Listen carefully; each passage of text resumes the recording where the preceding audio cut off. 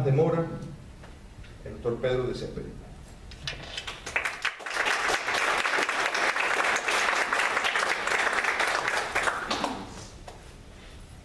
No estoy muy acostumbrado a los micrófonos, pero bueno, así voy a empezar. Voy a ocupar un cuarto de hora y voy a tratar de hablarle a alguien que, como ustedes pueden imaginar, ¿Se oye bien?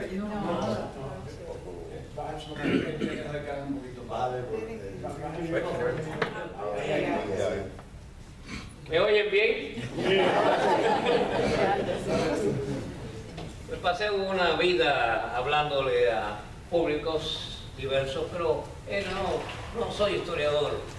Me interesa mucho la historia. Y lo que más me acerqué a la historia fue traducir un libro sobre historia antigua. Y entonces aproveché el prefacio para hacer un paralelo entre el mar Egeo y el Caribe. Siempre tirando para Cuba.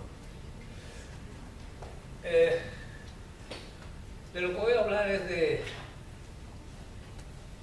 Carlos Manuel. Carlos Manuel.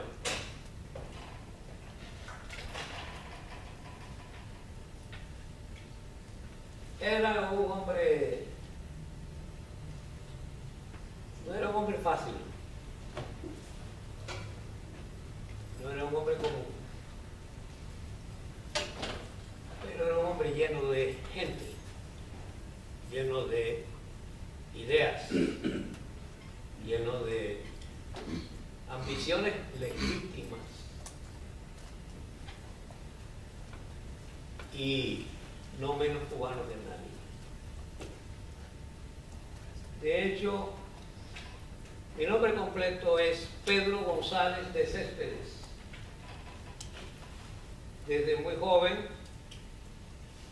abrevié eso a Pedro G. de Céspedes, porque desde la escuela primaria, donde pasaban listas, me decían González de Céspedes, pero todos mis amigos y toda la gente que me conocía me decían Céspedes.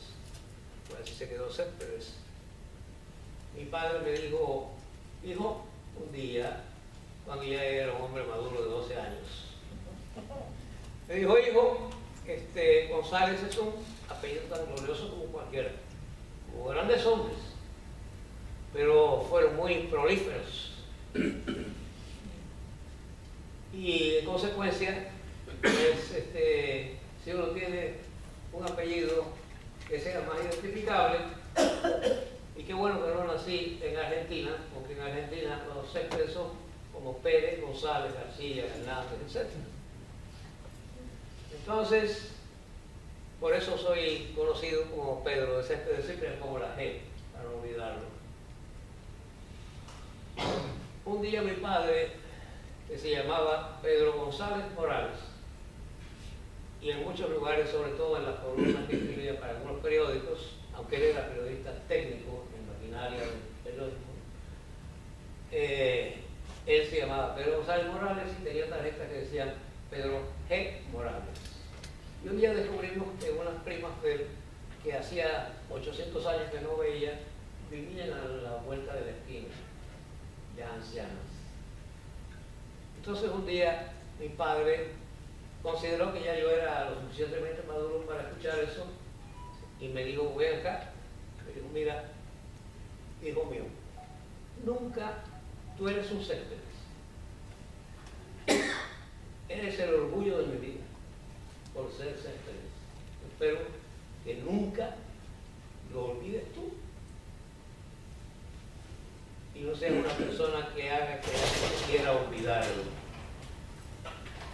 Porque hay gente que tiene ese apellido, tiene el nombre completo del padre de la patria y han sido una vergüenza para el país.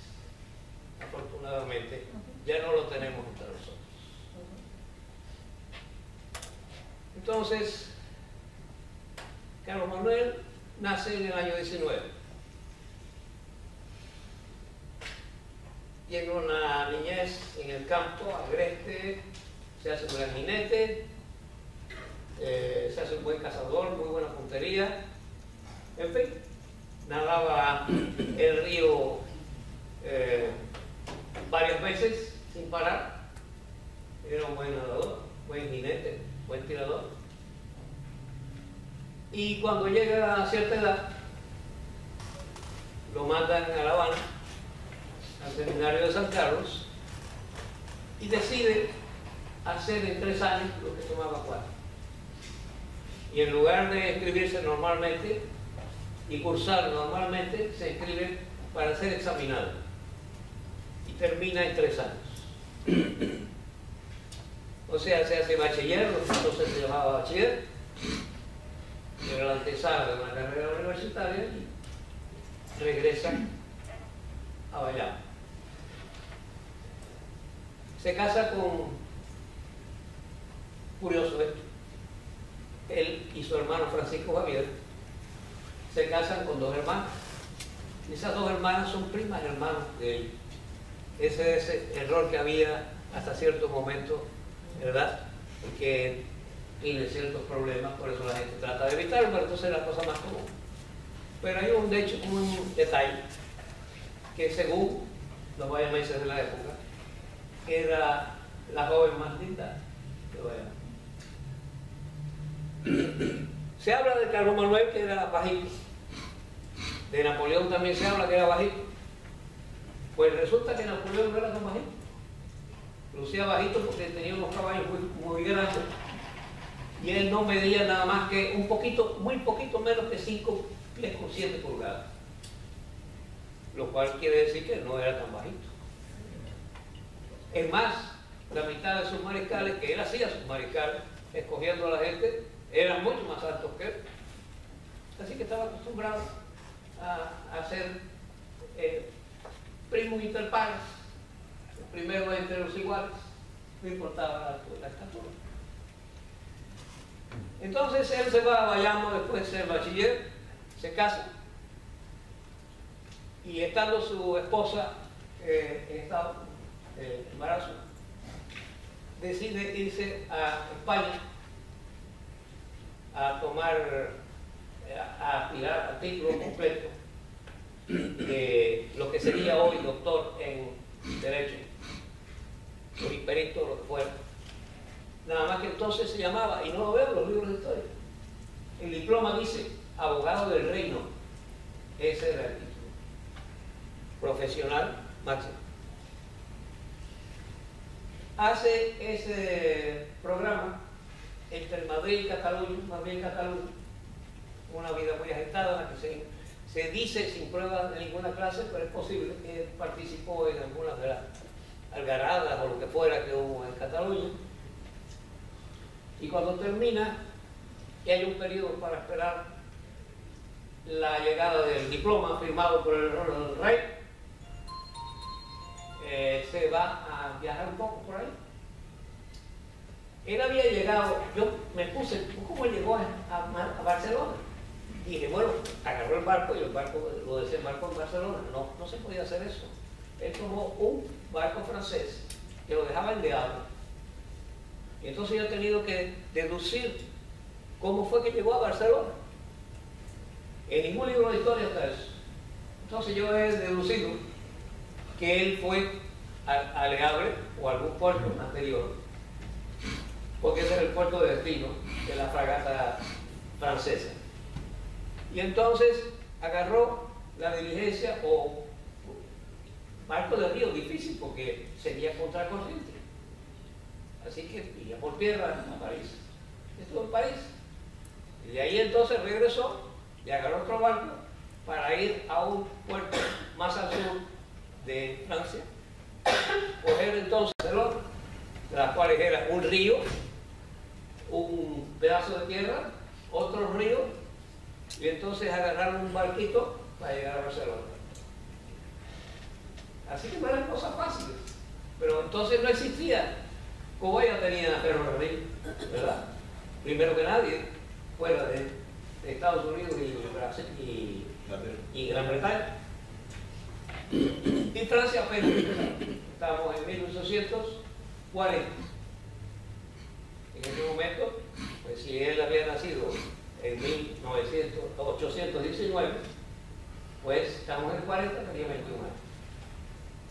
Entonces, termina con muy buenas calificaciones y se hace un viaje del cual no se sabe realmente nada, excepto que estuvo en Inglaterra invitado a una cacería. Y los detalles, pues, todo eso está... Y yo supongo que mucha de esta información, y más, porque este hombre que pensaba tanto, seguro que escribía mucho por las noches. Porque había cosas que decir, cosas que pensar, y lo lógico era que escribiera. Así que yo pienso que nunca he podido realizar eso. Pienso que gran parte de esos libros que él tenía, que no aparecieron nunca, y de esos escritos que no aparecieron jamás, deben estar en los archivos militares de España. Por si alguno de ustedes quiere ir allá a investigar. Entonces, regresa. Mucha gente de los libros históricos, inclusive que en 1844 regresó y que es un viaje por no sé cuántos países. No hay ninguna constancia de eso. Pero es lógico que en aquel momento, que no había comunicaciones por tierra fáciles, pues se hacían por mar. Así que podemos pensar que estuvo en Italia, en fin, y desde luego debe haber regresado a París para regresar a La Habana. En fin, ya él está en Cuba. Cuando llega, su hijo ya nació. Mi abuelo materno, primogénito. Después hay varios más. Y había hermanos. Había un aislado del cual no se supo nunca nada. Había un Francisco Javier que estuvo al lado de Carlos Manuel. Y después fue un momento antimanuelista, no era él antimanuelista, pero ese relajo que hubo después de su muerte, fue presidente. Y había un hermano especial llamado Pedro. Mi padre se llamaba Pedro y ese nombre a él le gustaba mucho por varias razones, entre las cuales era su nombre, pero había otro. Así que yo me llamo Pedro por dos razones por lo menos. Entonces, él está en Cuba. Se empieza a promoverse en el sentido amistoso y social en Bayamo, que era una ciudad que se había comunicado. Usted podía embarcarse en Bayamo para navegar a alguna otra parte de Cuba o del mundo. Pero el cauto empezó a recoger fondos y Bayamo quedó fuera de esa facilidad. Y las comunicaciones con Manzanillo no eran muy buenas. No eran buenas todavía, ni siquiera en el año 31 o 32, cuando mi madre me llevó a Manzanillo para que conociera Manzanillo. Y qué estupendos autobuses había en las carreteras de Cuba en el año 31-32. No los había mejores en Estados Unidos. Después me he puesto a fijarme en eso. Todavía no estaba completa la carretera central porque faltaban algunos detalles. En el primer tramo sí que tuvimos que ir en tren hasta Colón, digo, hasta Camagüey. Colón fue el hotel, hasta Camagüey, en tren. Entonces de ahí agarrar esos autobuses enormes, porque yo insistí en llevar un carrito de pedales y mi madre no quería ir. Bueno, pero decidan. Y lo encaramaron en el techo del autobús y llegó, no a Manzanillo porque el autobús paraba en Bayamo, pero no había carretera para Manzanillo. Era un camino especial.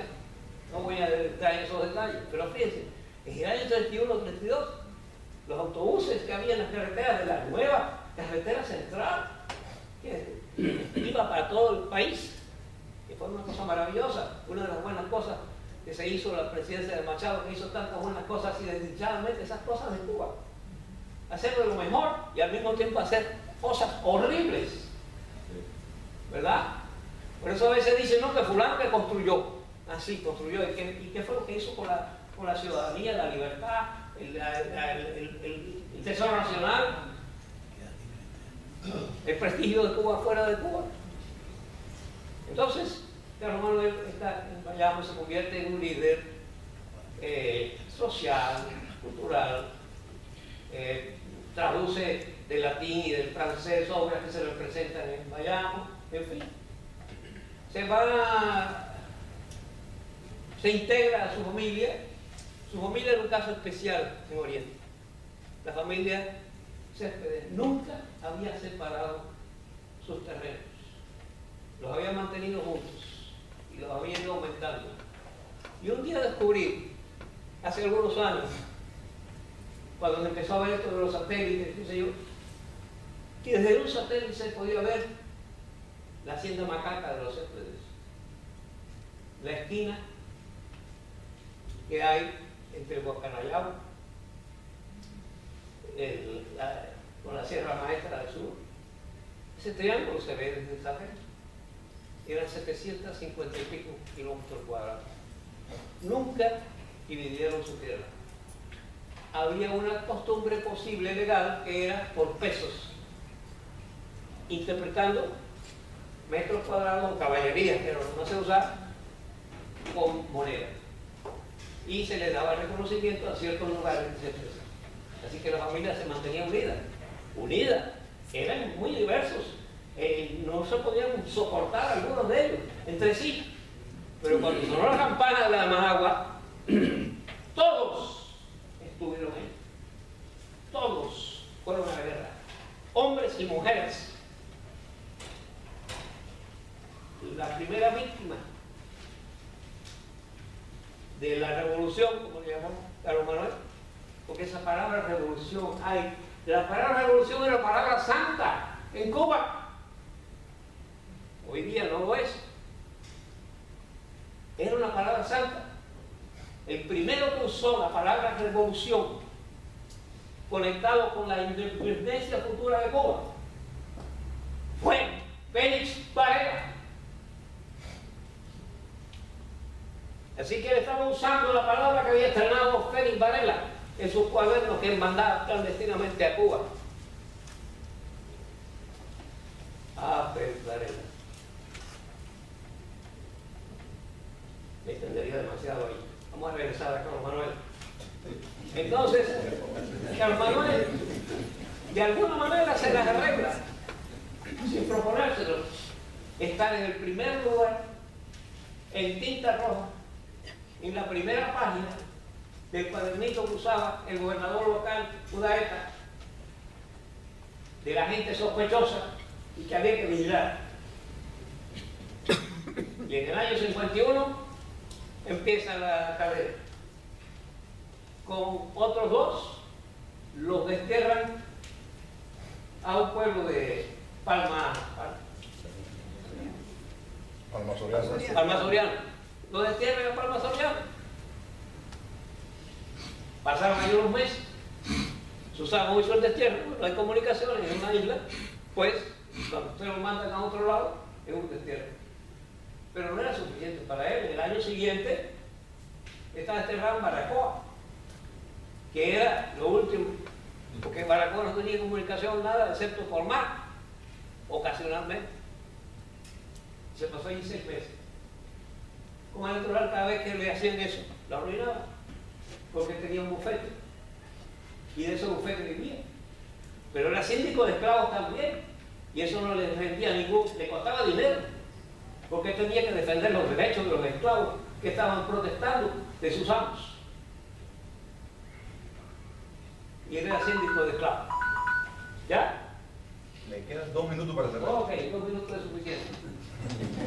Entonces, sencillamente, en el año 68, ¿qué hombre en Cuba, no digamos en Oriente, tenía los títulos y era conocido como persona que estaba en el primer guardillo sospechoso de Bayamo? El último destierro fue a Manzanillo. Le prohibieron vivir en Bayamo. O sea, destruyeron su bufete. Él lo reconstruyó todo en Manzanillo. Compró, financiándose, compró un pequeño central que dio la casualidad que se llamaba de Majagua. Entonces, un día,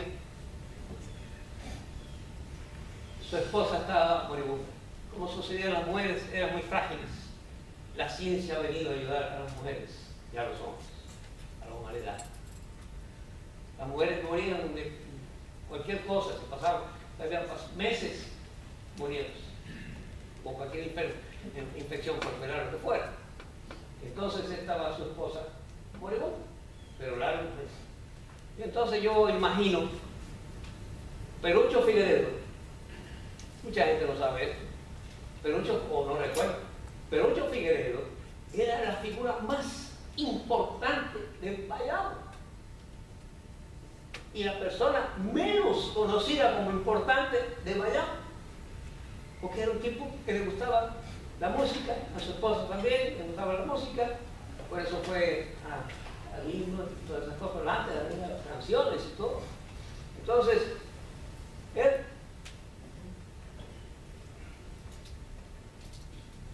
está en Mazadillo y yo invento que él se reúne con su... Era su consuelo y su amigo de la infancia, Perucho Figueredo. Era un tipazo. Para mí es el menos celebrado por la historia del mundo. Entonces él decide que hay que hacer algo. Le dice Perucho Figueredo, qué casualidad, bueno, tengo algún minuto.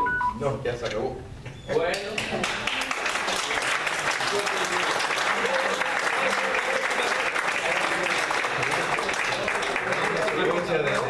Tal vez en el periodo de preguntas y respuestas.